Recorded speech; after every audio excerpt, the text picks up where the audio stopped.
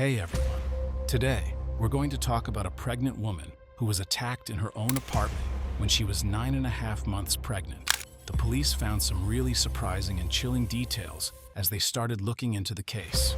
Eventually, they figured out what really happened in this complicated situation, and the ending was so shocking that even the detectives were completely stunned by the unexpected turns. In 1959, in a quiet suburb of Los Angeles called Tustin, Diana Dello was born. Her dad was in the military, and her mom worked at a small clothing factory. Diana used to work with her mom at the clothing factory. At the age of 19, Diana met a guy named Kevin Green. Kevin served in the Marines, working as a helicopter mechanic at the nearby base. One day, she was at a bar with her friend when some men started bothering them. One of the men was being too pushy, so Kevin decided to step in. Kevin did well and made the guy go away. Diana was very thankful and offered Kevin a drink to say thanks. A few days later, they went on a date, and things moved pretty fast from there. At the time, Kevin was already married, but he was in the process of getting divorced. Meanwhile, Kevin and Diana moved into the same apartment, and she became pregnant. Kevin's divorce was finalized, and they married on the same day, eagerly awaiting the birth of their daughter. They rented an apartment in a small complex in Tustin. Diana chose to stay at home and prepare for their daughter's arrival as her pregnancy progressed. 1971. By the end of September, Diana was 9.5 months pregnant and was due to go to the hospital any day. September 30th. On the evening, after watching a movie together, Diana and her husband had an argument. The stress of impending parenthood had been weighing on both of them, so they had been fighting quite a lot lately. To avoid making things worse, Kevin decided to go to a fast food joint nearby by car to clear his head. About 40 minutes later, the local police department received a chilling call. It was Kevin. According to him, someone had shot his wife, and she needed an ambulance urgently. Officers arrived at the scene quickly after a patrol car was nearby. They found Diana lying on her bed in her bedroom, covered in blood, possibly from a head injury that seemed like a gunshot. The bedroom wall was also covered in blood. Diana showed signs of life, attempting to breathe, causing the officers to initiate first aid as they waited for the ambulance. As they were uncertain of what had happened, they also asked Kevin to leave the room. Diana was carefully moved into the ambulance by the medics who soon arrived. They initially thought she had been shot, but it was later discovered that the wound was caused by blunt force trauma. Kevin wanted to go with his wife, but the police denied his request. Taking his statement was necessary, and they were considering all the possible scenarios, including his involvement in the attack. It was clear that Kevin was in a state of shock and was having difficulty understanding what the officers were saying. Even he tried to get in the ambulance, but was stopped by them. As the ambulance drove away, he regained his composure and finally told the police what had happened that night. Kevin stated that his wife and he had a fight, so he chose to go to a fast food shop to eat burgers and calm down. After leaving the apartment, he realized he had left his keys inside, but decided not to return for them. He closed the door and walked to his car. Kevin also mentioned that not far from their apartment complex, he saw a van had its back door open and an African-American man was walking back and forth to it. It was around 2 a.m. It seemed odd to Kevin. He drove to his favorite fast food place, but faced a long wait, so he decided to go to another location from the same chain a few miles away. He went home after buying some burgers, which took him about 40 minutes. Kevin found the front door to be open when he arrived. He rushed inside and heard strange sounds like someone snoring. Upon entering the bedroom, he found Diana covered in blood, struggling to breathe, and called the police right away. Some parts of Kevin's story immediately raised questions. For example, he chose to eat burgers in the middle of the night, which seemed strange. 40 minutes trip, which was quite long considering that it was a small neighborhood. Also, officers found the food was still warm in the fast food bag. The receipt contained the restaurant's address and the time of purchase, verifying his account. The police let Kevin go to the hospital to see Diana, but they asked him for a blood sample first. Back then, they couldn't compare DNA, but they could check if his blood type matched the blood found at the crime scene. At the hospital, doctors discovered Diana's head injury wasn't a gunshot wound. They thought the attacker might have used a small, heavy object like a piece of wood to hit her multiple times. Diana fell into a coma, Doctors worked hard for hours to save her and the baby. They managed to make her condition stable, but she still needed surgery. The investigation took a disturbing turn. Police asked doctors a chilling question: had Diana been sexually assaulted? This was standard procedure in such cases, but something about the way they found Diana also made the officers suspect a horrific attack. Their fears were confirmed. Medical experts found evidence semen on Diana's body. Who could have done this, and why? However, there were a few complications. Kevin told police he and Diana had sex earlier that night, just before their fight. Back then, they couldn't compare DNA, so even if they found evidence from the attacker, there was no way to tell for sure who it was. This threw a wrench into the whole case. All through the night, Diana's family and Kevin's relatives waited anxiously at the hospital. The tension was thick, and everyone prayed for a miracle. A crushing blow came in the morning. Hospital monitors shrieked, alerting everyone to a sudden decline in the baby's condition. Despite the heroic efforts of the doctors, the tiny girl couldn't be saved. Meanwhile, Diana underwent surgery after the baby's passing, and thankfully, her condition improved. She remained unconscious, but doctors were now optimistic about her survival. However, the trauma she endured was severe, and a full recovery seemed unlikely. The investigation shifted into high gear. With the baby's death, this was now a homicide, and the local police department threw everything they had at catching the monster who attacked Diana. Kevin claimed he was innocent. He told detectives his story: the fight, the fast food run, the unlocked door, even the strange man he saw. But the cops weren't convinced. Too many things didn't add up. The fight, the unlocked door, the long fast food trip. It all seemed fishy. And what about that suspicious guy in the middle of the night? It was a convenient story, but was it true? Detectives needed proof, and right now, Kevin was walking a tightrope. But there was no evidence against Kevin yet. The police already had another suspect on their radar. A year before Diana's attack, a string of crimes with a disturbingly similar pattern had plagued Tustin and nearby towns. December 1978. Terror struck Tustin. An unknown attacker broke into a 17-year-old girl's apartment, using a piece of wood as a weapon in a brutal assault that ended her life. 4 months later, history repeated itself. A 21-year-old woman was attacked in her own home with the same weapon, suffering the same tragic fate. Then, in July 1979, a third attack. Another woman was in her apartment when the nightmare returned. This time, the victim survived the assault, but the trauma left her in a coma for weeks.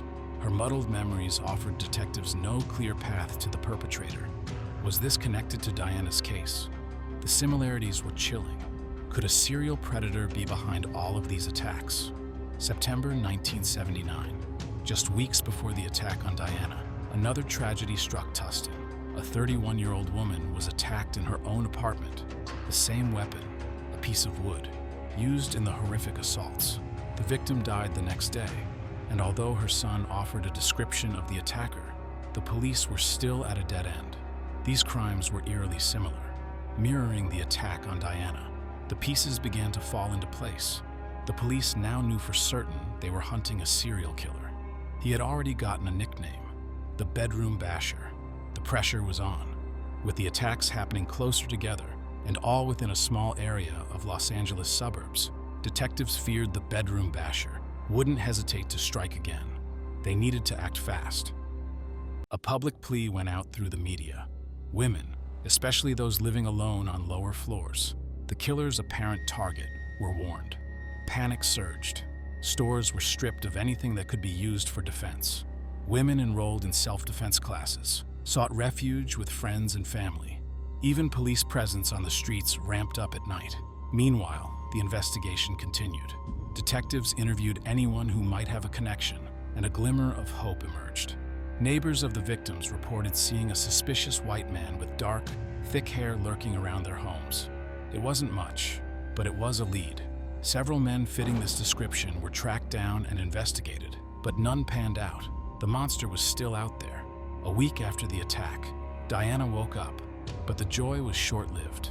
She couldn't speak, couldn't remember a thing. Her mind, the doctors explained, was like a 6-year-old's, fragile and needing time to heal. Around the same time, Another attack happened in Tustin. Another young woman, 24, was attacked in her own apartment. The brutal signature of the bedroom basher, a wooden weapon, a sexual assault, was all too clear. Tragically, the victim died, and the police once again failed to catch the culprit. Diana spent several more days in the hospital, and her mind began to gradually return to normal. However, she had almost completely lost her memory and still couldn't recall even her parents. Doctors said her memory might eventually return, but warned her family not to recount anything to her and to allow her to remember everything on her own. Once her life-threatening condition passed, Diana was discharged from the hospital, and her family took her home. Diana's recovery required constant care, so she and Kevin moved in with her parents.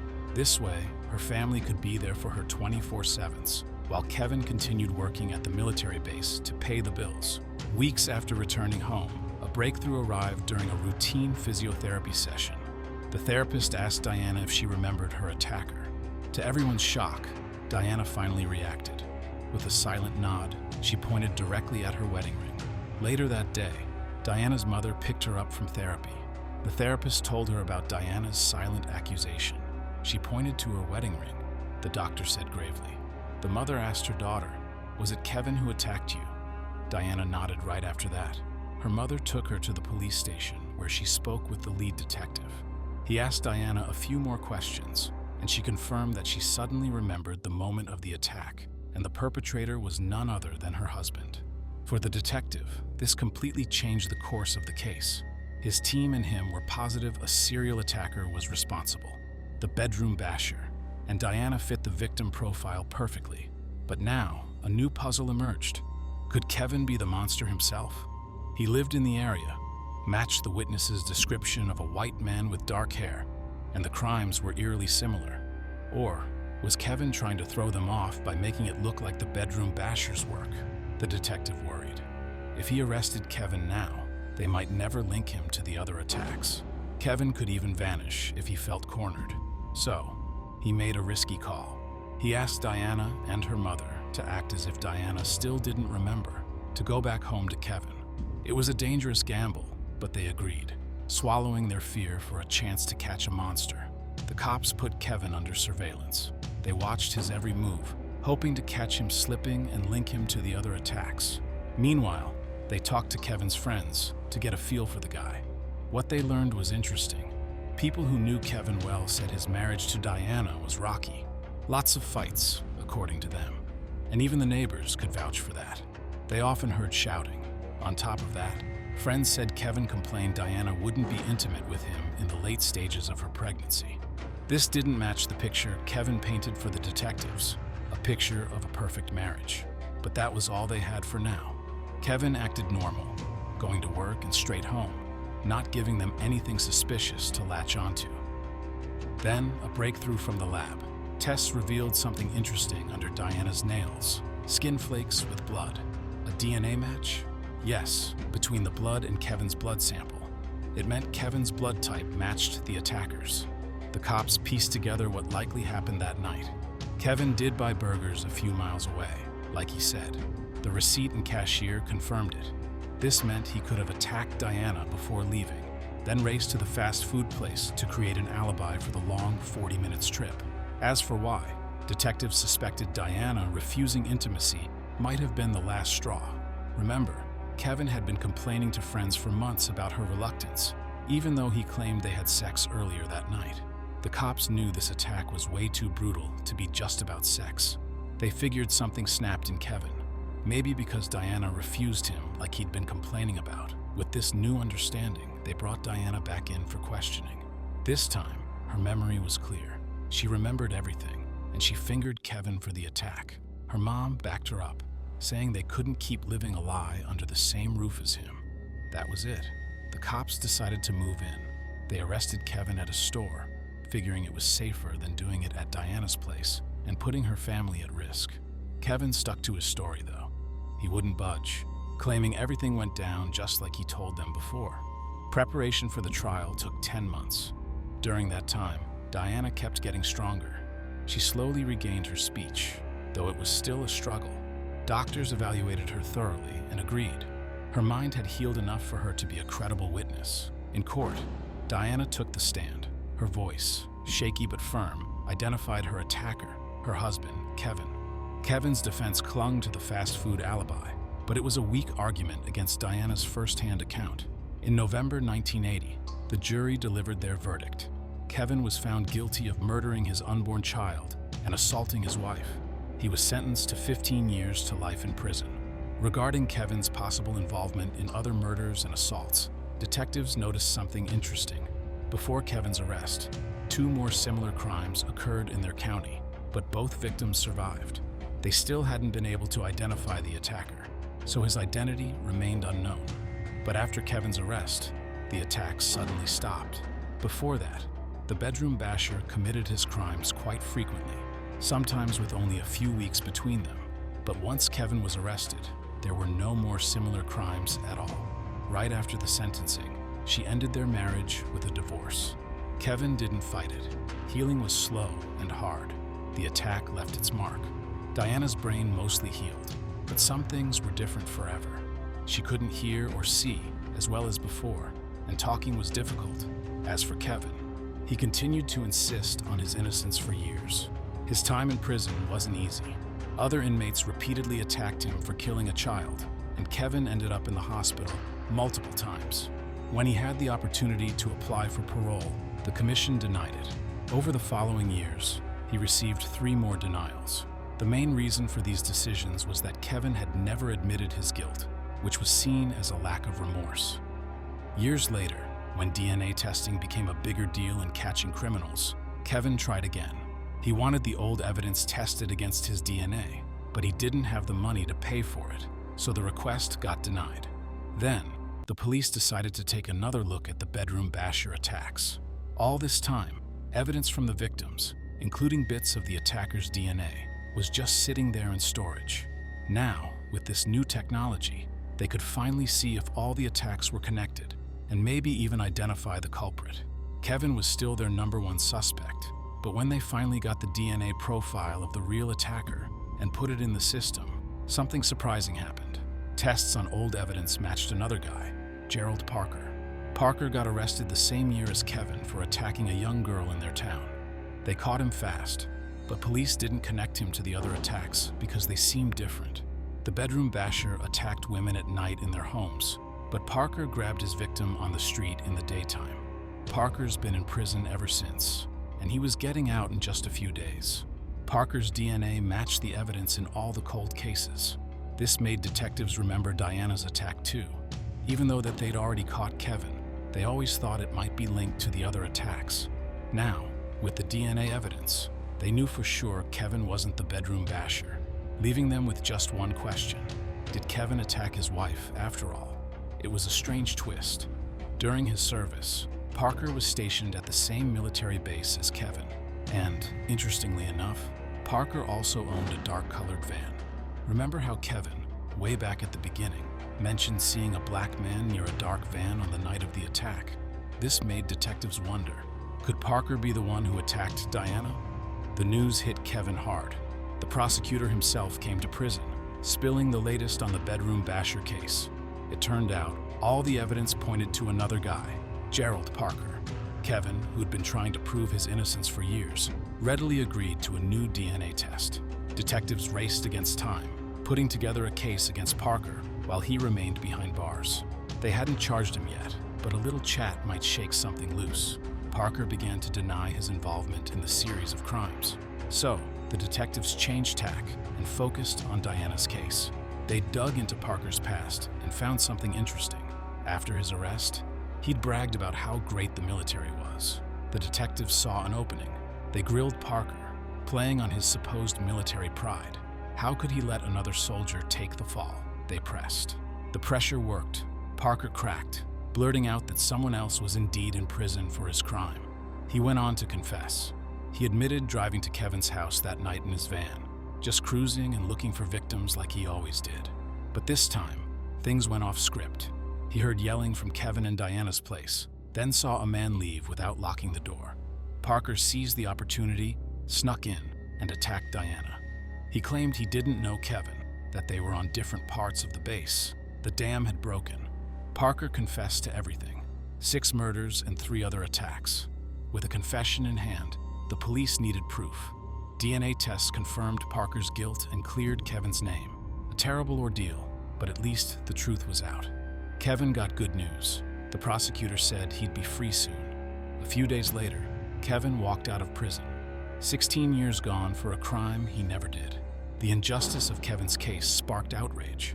Not only did an innocent man lose 16 years of his life, but the real culprit remained free for so long. There was a glimmer of hope when Kevin was finally released. The state offered him $10,000, a meager sum considering the ordeal. Thankfully, years later, he received a more substantial compensation, $100 for each day stolen from him, totaling $620,000. But the story didn't end there. Even after being cleared and released, Diana wouldn't accept Kevin's innocence. All along, she insisted he was her attacker. But now, faced with the DNA evidence pointing to Parker, her story changed. Diana claimed a terrifying double assault. She said Kevin attacked her first, then left, only for Parker to break in and attack her as well. Parker, on the other hand, maintained his confession. He insisted he found her alone and showed no signs of struggle. He admitted to hitting her, but only after she screamed upon seeing him. The truth remained shrouded in a fog of conflicting stories, leaving a chilling uncertainty about what truly happened that night. Diana's family threw another wrench into the works. They proposed a new theory. Maybe Kevin hired Parker. They pointed to the conveniently unlocked door as evidence that Kevin left the apartment for Parker to finish the job. Parker, however, stuck to his story. He didn't even know Kevin. On a large military base, anonymity was easy. Besides, for Kevin to hire Parker, he'd have to know Parker was a serial attacker, something Kevin adamantly denied. The conflicting stories cast a long shadow over that night. What truly happened in that apartment remained a chilling mystery. Kevin wouldn't admit knowing Parker. He said again he'd never hurt Diana, especially their baby. He explained leaving the door unlocked because of their fight. He just didn't want to go back for the keys. But looking back, he said it was a big mistake, one he still blamed himself for. Diana, though, sticks to her story. Maybe there's a reason. The attack messed with her brain real bad. Doctors warned her family not to tell her the details when she woke up. Back then, her brain could believe anything as real. Even years later, Diana has trouble understanding fast talking. The trauma might be why she still thinks Kevin was involved. As for Parker, he got the death penalty in 1999, but this sentence has never been carried out. California stopped allowing executions, so Parker's still locked up. Share your thoughts on this story in the comments section and don't forget to press the like button if you enjoyed my video. Thank you for watching.